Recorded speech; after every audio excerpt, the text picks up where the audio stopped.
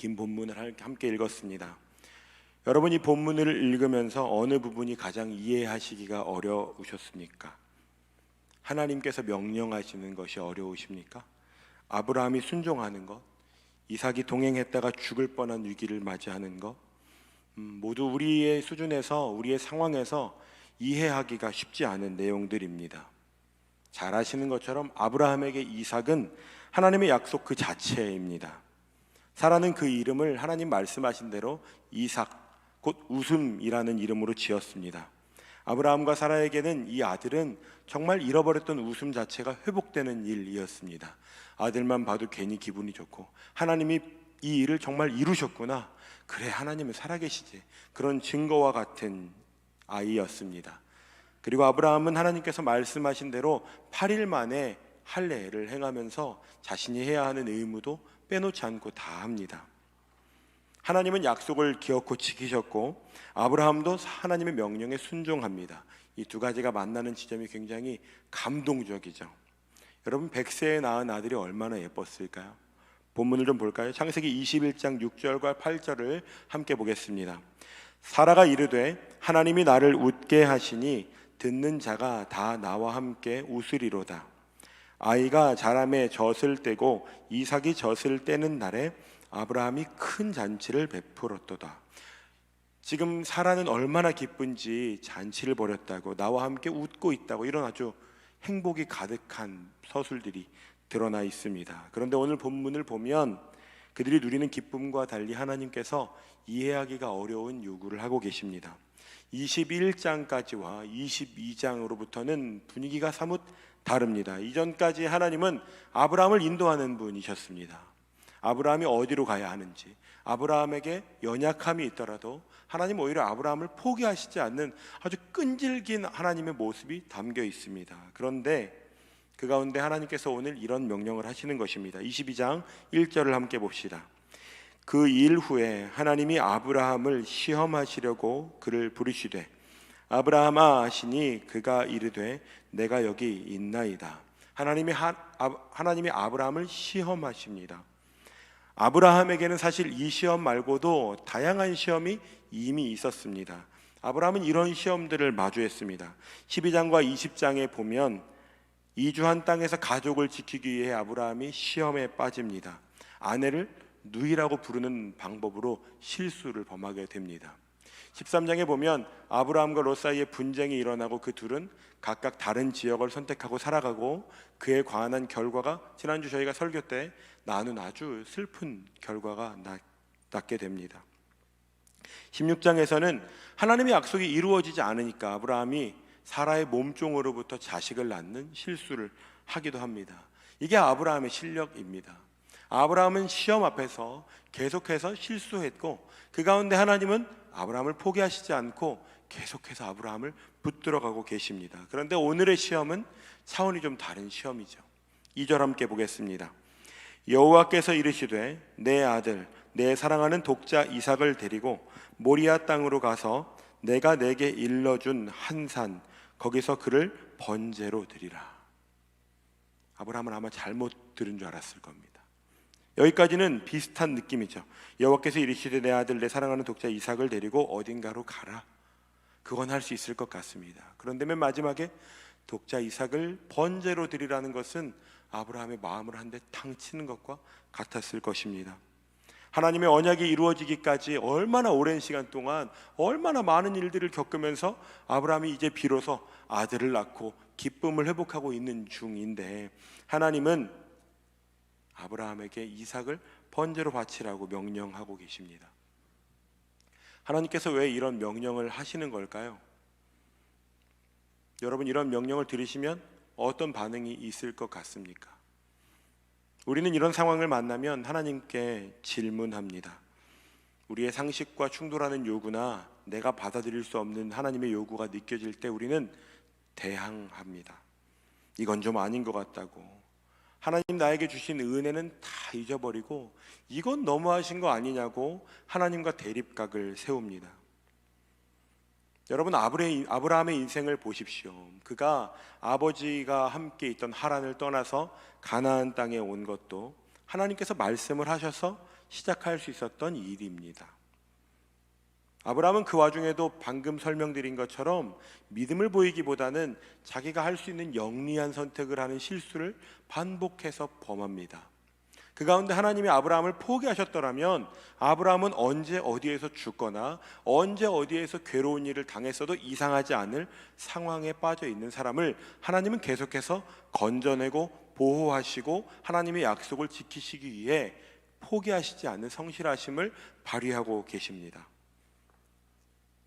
하나님께서 여호와의 이름을 걸고 계약을 맺으시기까지 한 것, 이 정도 되면 하나님을 믿을 만도 한데 하나님께서 나에게 행하신 일들보다 지금 하나님 말씀하시는 이 명령이 내 마음에 콱 박혀서 삼킬 수가 없는 것입니다. 우리는 이만큼 참 얕고 가벼운 신앙생활을 하면서 살아갑니다. 굳이 아브라함의 예를 들지 않더라도 여러분과 제가 어떤 사람이었는지 성경은 이렇게 기록합니다. 에베소서 말씀을 함께 좀 보겠습니다. 2장 12절입니다. 그때에 너희는 그리스도 밖에 있었고 이스라엘 나라 밖의 사람이라. 약속의 언약들에 대하여는 외인이요 세상에서 소망이 없고 하나님도 없는 자이더니. 우리는 이런 사람들로 살아갔습니다. 여러분에게 하나님의 은혜가 없었다면 우리는 하나님 아버지를 알 만한 지식이 사실 없습니다. 하나님을 믿는다라고 고백하지만 우리가 믿는다고 고백하는 것은 종교란에 기독교라고 쓰는 정도에 그치는 경우가 많습니다. 일주일에 1시간 반 정도 예배 드리는 것 정도로 와, 이 정도면 내가 굉장히 신앙생활 괜찮게 하고 있는 것은 아닌가. 묵상을 매일매일 씨름하시는 분들 많이 계신 걸로 알고 있습니다. 묵상을 내가 조금 하는 것으로 이 정도면 내가 하나님을 믿는다는 것에 어느 정도 어울리게 살아가지 않나라는 생각을 합니다. 우리는 종종 믿음을 아주 가볍고 세상적인 수준으로 이해하며 살아갈 때가 많습니다. 그것을 저는 5글자로 말하고 싶습니다. 조건부 믿음입니다. 조건이라는 단어와 믿음이라고 하는 단어는 한 문장 안에 쓸 수 있는 단어가 아닙니다. 믿음은 조건을 걸고 하는 것이 아니기 때문입니다. 틈만 나면 하나님을 의심하기도 하고 내가 하는 기도의 제목들이 이루어지지 않으면 하나님을 향한 원망하는 마음이 샘솟습니다. 답답해하고 하나님 이것도 못하시냐고 하기도 하죠. 우리는 왜 이렇게 의심하고 질문하고 하나님을 향해 자꾸만 조건부 믿음을 가질까요?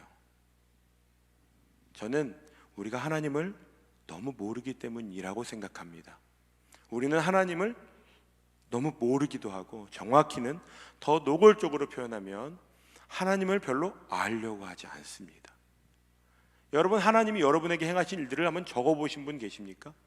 내가 경험한 하나님은 어떤 하나님이신지 여러분이 누군가한테 설명해 보려고 하면 얼마나 내가 알고 있는 하나님이 단순하고 한 페이지에 쓰일 수도 없는 그런 하나님, 아주 작은 하나님을 내가 마치 다 알고 있는 것처럼 오해하면서 살아가는 경우가 많이 있습니다. 제가 임마누엘 일기 교육과정을 할 때 이런 질문을 합니다. 교회 20년 이상 다녀보신 분들 하면 손을 이렇게 막 이렇게 들어요. 부끄러운 눈빛과 함께. 권사님들 정도 짬밥으로 신앙생활은 하는 것 같은데 그들 중에 하나님과 동행하신 경험은 얼마나 됩니까? 라고 여쭤보면 자신 없는 분들이 많습니다. 여러분, 내가 신앙생활을 예배를 매주마다 드린다고 해서 내가 성경 말씀에 대해 더 깊어지는 것은 아닙니다. 내가 5년 동안 신앙생활을 했는데 성경을 한 번도 읽지 않았다면 여러분, 부끄러운 일입니다. 그런데 우리는 그만큼 하나님에 대해서는 알고자 하는 마음이 별로 없습니다. 어떤 희생을 해보는 것도 굉장히 주저합니다. 하나님의 은혜는 내 것이 당연한 거고 내 인생도 내 걸로 살아가고 싶은 아주 묘한 마음이 우리 가운데 있죠. 우리가 어떤 비행기를 탄다고 할 때 비행기의 기장이 누군지, 그 사람의 경력은 얼마나 되는지, 그 사람은 사고를 낸 적이 한 번도 있는지 없는지 그런 거 물어보시면서 보딩하시는 분 계십니까? 우리는 그 사람과 전혀 아무런 관계도 없습니다. 그런데도 우리는 그 비행기에는 몸을 덜컥 맡기죠. 별로 의심하지도 않습니다. 약간 이렇게 무서워는 해요. 떴다. 그렇게 우리는 그렇게 믿음이라는 것을 때로는 굉장히 맹목적으로 사용하면서 정작 우리의 삶을 다해서 믿어야 하는 하나님께는 그러한 것을 보이지 않습니다. 우리가 인생을 맡기는 일은 둘째치고 굉장히 사소한 것도 내 마음대로 하고 싶어 하죠. 오늘 아브라함과 우리의 결정적인 차이가 있다면 아브라함도 완전하지 않은 사람입니다. 아브라함도 여전히 실수하고 연약함이 많지만 아브라함에게 우리와 결정적인 한 가지 차이는 그는 자꾸만 하나님의 뜻대로 나아가려는 삶을 살았다는 것입니다. 자꾸만 하나님을 찾고 하나님이 원하시는 것은 무엇인지, 하나님이 말씀하시는 일이 있다면 그 일을 향하여 나아가 보는 결정을 했던 것입니다. 오늘 하나님은 아브라함에게, 그리고 오늘 이 말씀을 듣는 저와 여러분에게 믿음을 요구하고 계십니다. 그런데 그 요구가 크게 느껴지죠. 독자 이삭을 모리아산까지 데리고 가서 번제로 바치라는 것입니다. 우리에게는 이 문장을 들으면 하나뿐인 아들을 번제로 바치라는 것에 우리의 모든 시선이 다 꽂힙니다. 어떻게 이럴 수 있어? 하나님이 어떻게 이럴 수 있냐고. 하나님께서 어떤 약속을 하셨는지, 하나님이 아브라함이라는 사람을 어떻게 인도하셨는지는 다 까먹고 독자를 바치라니 라는 것에 우리의 모든 감정을 다 이입해버리고 말죠. 하지만 이 아브라함을 아시는 하나님은 아브라함에게 무턱대고 말씀하시지 않습니다. 창세기 22장 2절은 창세기 12장 1절과 아주 비슷한 구조를 가지고 있습니다. 이렇게 되어 있는 거죠. 구조를 보시면 창세기 12장, 아브라함이 하나님의 음성을 듣고 떠났을 때에 하나님 말씀하셨던 그 패턴이 22장 2절에도 고스란히 등장합니다. 아브라함은 저 말씀을 들었을 때 하나님이 그때 나를 부르셨던 것처럼, 그때 나를 인도하셨던 그 하나님께서 나를 부르시는구나 라는 것이 훨씬 더 크게 느껴졌을 것입니다. 우리는 이삭에게 관심을 가지고 있지만 아브라함은 누가 이것을 말했는가에 관심을 가지고 있습니다. 성경이 아브라함을 어떻게 평가하고 있는지 히브리서 말씀을 보면 이렇게 기록하고 있습니다. 히브리서 11장 17절부터 19절까지 좀 긴 말씀이지만 함께 읽어보겠습니다. 아브라함은 시험을 받을 때에 믿음으로 이삭을 드렸으니 그는 약속들을 받은 자로 돼 그 외아들을 드렸느니라. 그에게 이미 말씀하시기를 내 자손이라 칭할 자는 이삭으로 말미암으리라 하셨으니 그가 하나님이 능히 이삭을 죽은 자 가운데서 다시 살리실 줄로 생각한지라. 비유컨대 도로 받은 것이니라. 아멘. 여러분, 아브라함에게도 이삭은 중요한 존재였습니다. 하나님의 약속이 이루어질 수 있는 단 하나의 희망이었죠. 여러분, 이 아들이 죽고 난다면 아브라함이 그 다음 아들을 낳을 수 있는 가능성은 없습니다. 그리고 그 아들을 이삭이라고 이름을 짓는 것도 아주 이상하죠. 그러니까 하나님의 이 약속은 반드시 이삭이라고 하는 이 아들에게서부터 시작되어야 합니다. 하나님께서 분명히 너와 내 아내를 통해 낳은 이삭으로부터 내가 너의 약속을 지킬 것이라고 말씀하셨기 때문입니다. 성경은 아브라함이 믿음으로 이삭을 드렸다고 말합니다. 이삭은 아브라함에게만 중요한 존재가 아닙니다. 이 이삭은 하나님에게도 중요한 존재입니다. 하나님이 자신의 이름과 명예를 걸고 언약을 맺으셨기 때문입니다. 지난번 설교가 기억나실지 모르겠지만 창세기 15장에서 하나님께서 언약을 맺으실 때 고개를 둘로 쪼개서 그 사이를 하나님께서 지나십니다. 그 사이를 지난다는 것은 이런 의미를 가지고 있습니다. 만약 내가 그 언약을 지키지 않는다면 이렇게 쪼개진 것처럼 내 존재가 쪼개지겠습니다 라고 하는 약속을 담는 것입니다. 기억나십니까? 그 언약 가운데 그 쪼갠 고기 사이를 지난 존재는 하나님뿐입니다. 이 언약이 깨져도 아브라함에게는 물리적인 희생이나 피해가 없습니다. 다시 말하면 하나님은 지금 이 언약을 지키셔야 하는 분입니다. 하나님 역시 이삭이 죽으면 안 되는 것이죠. 그런데 오늘 성경은 뭐라고 말하냐면 아브라함이 이삭을 죽은 자 가운데서 다시 살리실 하나님을 기억했다고 말하고 있습니다. 21장에 보면 하나님은 이렇게 약속하신 분이셨어요. 말씀하신 대로라는 표현이 2번 등장하고 하나님이 말씀하신 시기가 되어 라고 기록하고 있습니다. 하나님에게도 이 약속은 정말 중요한 것입니다. 3번이나 말했다는 것은 완벽하게 하나님이 약속을 못 박으셨다는 겁니다. 마치 판사가 판사봉을 3번 치는 것처럼 하나님이 그걸 반드시 이루시겠다고 약속하신 명령, 하나님은 그런 분이십니다. 하나님이 결코 이 언약을 파괴하시지 않을 것입니다. 그러나 하나님께서 정말 허락하시지 못하는 것이 하나 있습니다. 비록 아브라함 시대에는 십계명이 존재하지 않았지만 시대나 상황이 바뀌어도 하나님께서 절대로 허락하시지 못하는 것이 한 가지 있습니다. 그것은 하나님을 믿는 것인데요, 이렇게 믿는 것입니다. 출애굽기 20장 3절 말씀을 함께 봅시다. 시작. 너는 나 외에는 다른 신들을 내게 두지 말라. 하나님은 하나님과 하나님을 믿는 백성 사이에 다른 신, 다른 존재, 다른 무언가가 끼어드는 것을 원하지 않으십니다. 더 정확히는 그것을 허락하실 수가 없습니다. 영어 성경으로 보면 이렇게 말합니다. 너와 내 사이에 다른 존재가 있을 수 없어. 너와 내 사이에 다른 신이 있을 수 없다라고 말하는 것입니다. 단지 제가 다른 신을 섬기지 않겠습니다 정도가 아니라 그거 저리 치우라니까 라고 말씀하시는 것입니다. 지금 아브라함에게 이삭은 하나님의 약속의 상징입니다. 잃어버렸던 기쁨이 회복되는 증거입니다. 이 이삭으로 인해 온 가족이 정말 행복해하고 있습니다. 이 아들이 자라는 것과 함께 그들의 기쁨도 점점 더 커졌습니다. 오늘 본문 1절에는 그 일 후에라고 기록하고 있습니다. 상당한 시간이 지난 것으로 보입니다.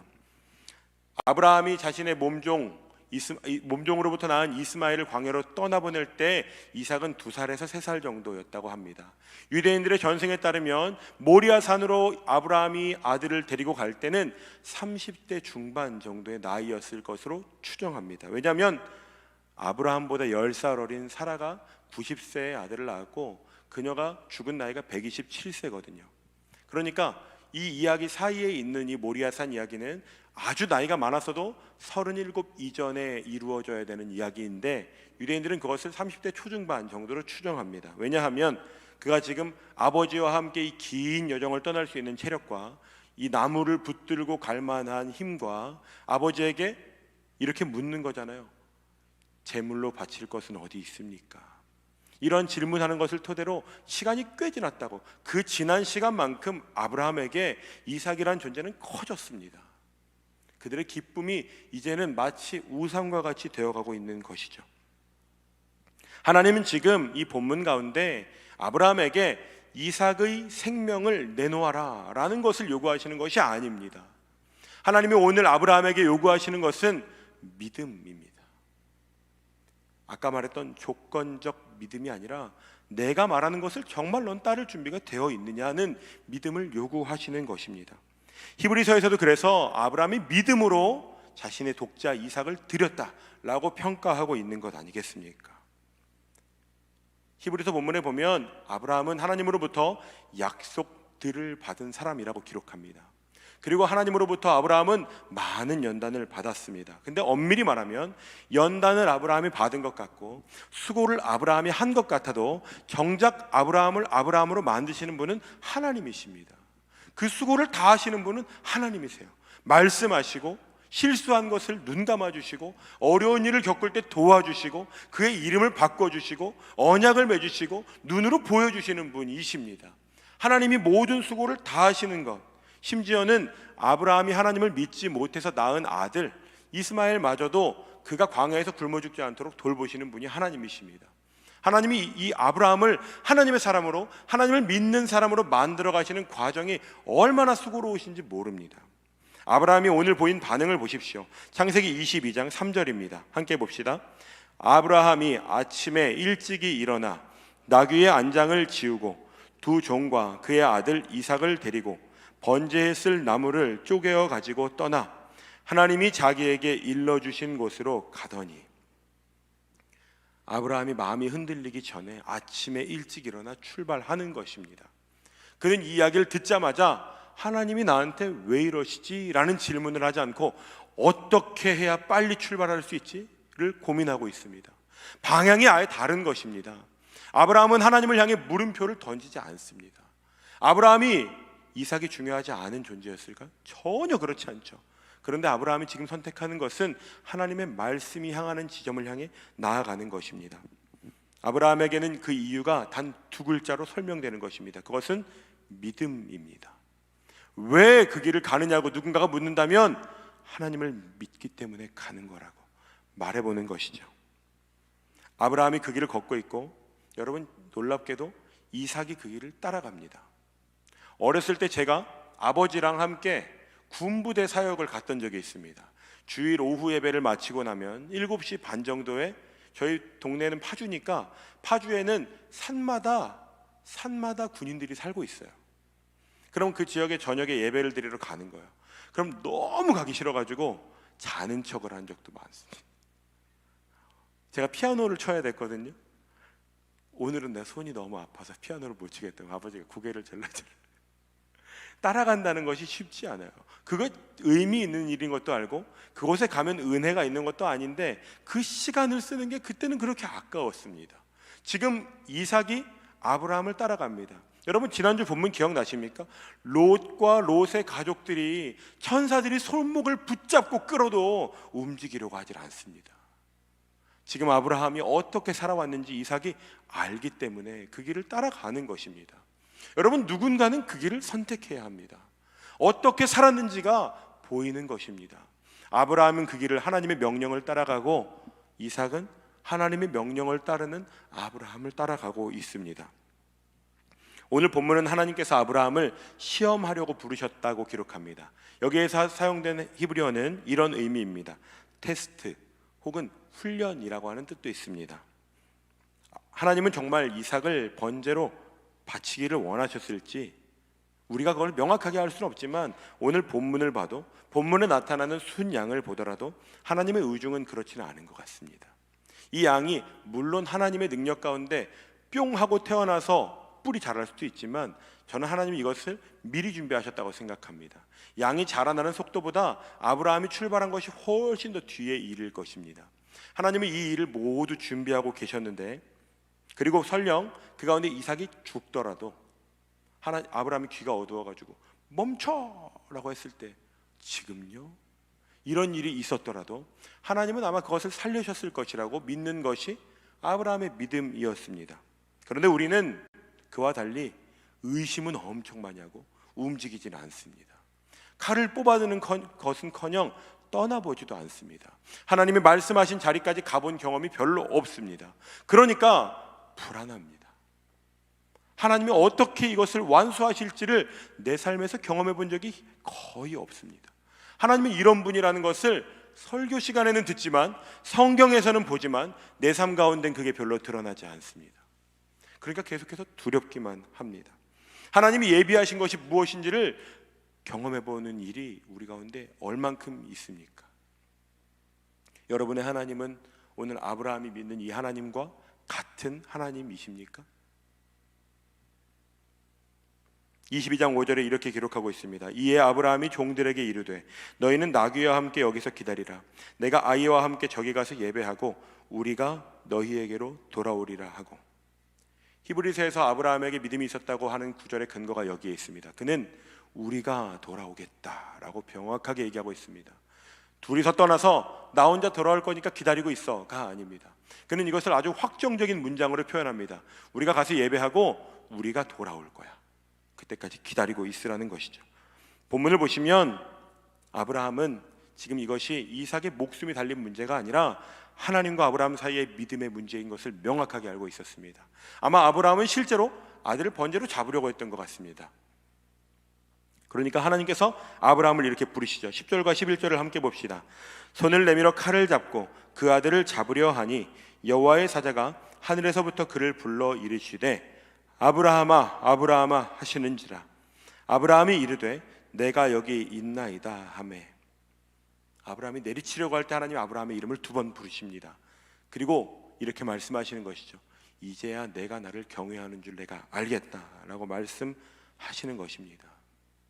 여러분 그곳에 가봐야, 칼을 빼들어봐야, 내가 목숨처럼 아끼는 것을 내가 찌르는 시도를 해봐야 하나님의 음성이 들리는 것입니다. 이것이 오늘 본문이 우리에게 말하고 있는 도전입니다. 우리는 그 자리까지 나아가 본 경험이 거의 없습니다. 내 것을 지키고만 싶어합니다. 하나님께서 상식적으로 말씀하시길 기대합니다. 하나님 적당히 저한테 요구하세요. 저도 그럼 적당히 하나님을 믿을게요. 그런 태도로 살아가기 때문에 우리는 하나님께서 우리에게 예비하신 은혜를 누리지 못하는 것은 아닙니까? 오늘 본문은 계속해서 말씀드리지만 결국은 믿음에 관한 말씀입니다. 세상은 무조건적인 진리를 아주 상대적인 것으로 바꿔놓았습니다. 믿음, 소망, 사랑, 이런 가치는 여러분 절대적인 것입니다. 하나님 안에 이것은 바뀌지 않는 가치입니다.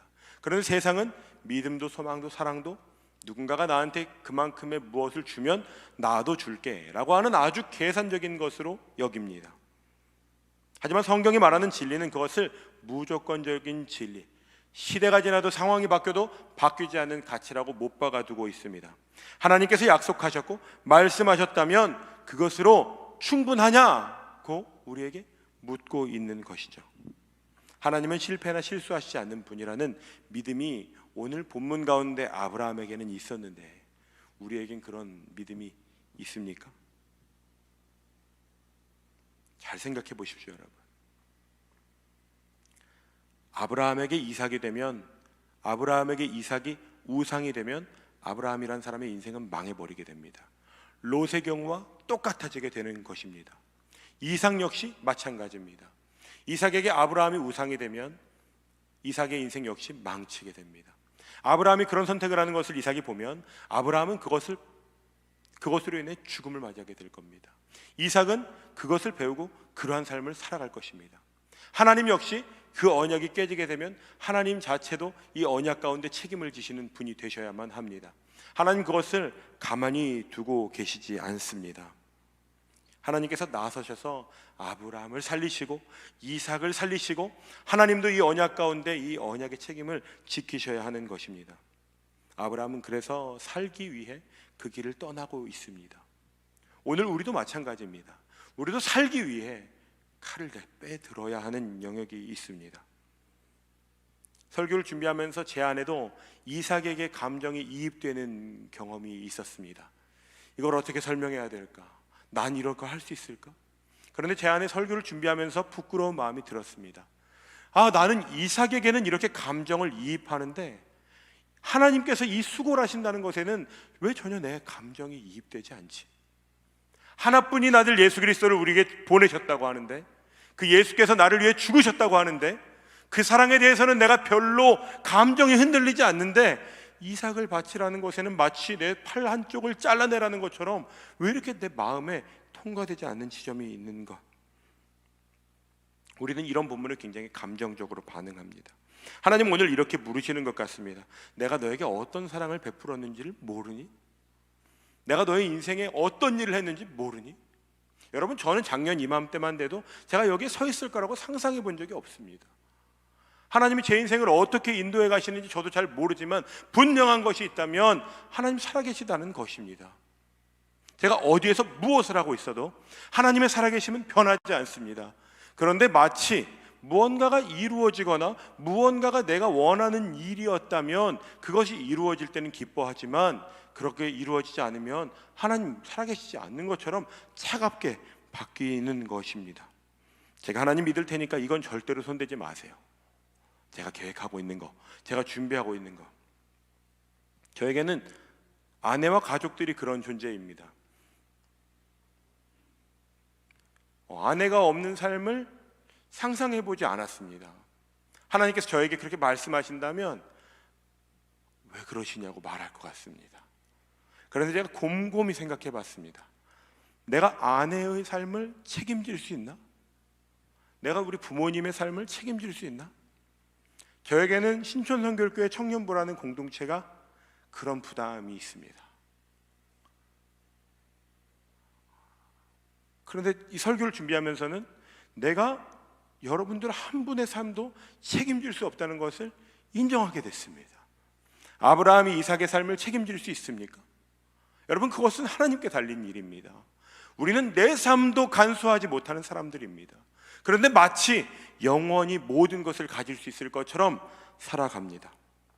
주변 사람들의 제안이나 내게 있는 기회들은 철석같이 믿고 싶어 하면서 하나님의 명령 가운데 우리는 뻗팅깁니다. 여러분, 하나님을 제대로 믿어보는 일에 여러분의 삶을 걸어보십시오. 우리는 사람은 얼마나 잘 믿는지 모릅니다. 안타깝지만 여러분, 사람은 믿음의 대상으로 두지 않아야 합니다. 우리 모두에게는 연약함이 있기 때문이죠. 목사도 마찬가지입니다. 여러분, 믿음은 하나님께 향하는 것입니다. 사람은 마음을 다해서 사랑해 보는 것이죠. 잘 안 되지만, 그런데 우린 자꾸만 사람을 믿음의 대상으로 두고 싶어 합니다. 제가 교구 목회할 때 한 리더가 연락이 두절됐습니다. 머리를 맞은 것 같았어요. 그 친구랑 이런 거 한번 해봐야지. 그리고 나서 제가 자책을 얼마나 했는지 모릅니다. 내가 무슨 말을 실수했나? 얼마나 상처가 되는지 몰라요. 우리는 그렇게 사람에게 의지합니다. 하지만 오늘 우리에게 필요한 도전은 그것이 아니라 하나님을 조건을 달지 않고서 하나님 자체의 말씀을 믿는 사람으로 살아가 보겠느냐는 초청입니다. 자기 십자가를 지고 예수를 따르는 것처럼, 예수께서 친히 자기를 부인하고 십자가에 달려 죽으신 것처럼, 아브라함이 지금 마음이 두근두근한 마음을 가지고서 이른 아침에 짐을 챙겨서 떠날 수밖에 없는 그 아브라함의 마음을 가지고 산을 오르는 것처럼, 예수를 믿는 사람들이 복음을 위해 죽기까지 자기 십자가를 지고 그 삶을 따랐던 것처럼 믿음을 보이는 것입니다. 여러분, 우리가 믿는 믿음은 세련된 트레킹 같은 것이 아닙니다. 점잖게 편안하게 앉아서 저런 삶은 참 좋겠네, 고상한 꿈을 꾸는 것이 우리의 믿음이 여러분 아닙니다. 여러분이 믿는 예수 그리스도가 그런 분이라면 지금 여러분 그 길을 떠나셔야 합니다. 그것이 마치 여러분에게 소돔과 고모라가 될지 모릅니다. 여러분에게 바쳐야 할 이삭이 될지 모릅니다. 하나님 오늘 우리에게 말씀하시는 것은 명확합니다. 넌 나를 믿니? 이유가 없어도, 내가 말한 그 이유만으로도, 내가 했던 약속만으로 너는 충분히 나를 믿니? 라고 물어보시는 것입니다. 보이지 않지만 히브리서에서는 이런 말씀이 있습니다. 11장 1절에 믿음은 바라는 것들의 실상이요 보이지 않는 것들의 증거라고 말합니다. 여러분, 믿음은 보일 때 믿는 것은 우리가 믿음이라고 하지 않습니다. 그것은 현상입니다. 믿음은 보이지 않을 때 하나님을 믿는 것입니다. 여러분, 그런 삶을 향하여 나아가시지 않겠습니까? 하나님께서 아브라함을 부르시는 순간이 있습니다. 오늘 저희가 읽은 본문에 아브라함아 아브라함아 말고 앞에 하나님께서 아브라함을 부르실 때도 하나님께서는 원어에는 아브라함을 2번 부르신 것으로 기록합니다. 성경에 하나님께서 하나님의 사람들을 부르실 때가 있습니다. 기억나는 거 있으십니까? 사무엘을 2번 부르셨습니다. 사무엘아 사무엘아. 사울을 부르실 때 사울아 사울아. 하나님의 사람들을 부르시는 순간이 있습니다. 여러분의 인생에 오늘이 그러한 순간이 저는 되리라 믿습니다. 하나님께서 오늘 여러분을 부르십니다. 여러분의 이름을 부르실 때 주님, 제가 주님을 따르겠습니다. 적당한 삶을 꿈꾸는 것이 아니라 믿음으로 조건을 달지 않고 하나님의 언약과 약속을 기억하면서 살아가는 그 사람으로 살아가겠습니다. 그때 여러분 그 끝자락에 가시면 하나님께서 어떻게 일하시는지를 경험하게 될 것입니다. 그 부르심 앞에 지금 일찍 여러분이 처한 자리에서 일어나 하나님이 예비하신 은혜를 향하여 나아가시는 결단이 충만하시기를 축복합니다. 여러분이 매 순간 드리는 예배와 소그룹마다 그것이 우리의 만족과 즐거움과 친교에 머물지 않도록 경계하십시오. 그것을 끊어내십시오. 하나님을 믿기 위하여 하나님의 은혜를 구해야 해서 하나님의 임재가 없이는 우리에게 생명이 없어서 예배하고 모이고 하나님의 말씀을 붙들고 힘들지만 그 길을 나아가는 것입니다. 그 삶을 함께 살아가는 저와 여러분이 되시기를 주님의 이름으로 축복합니다.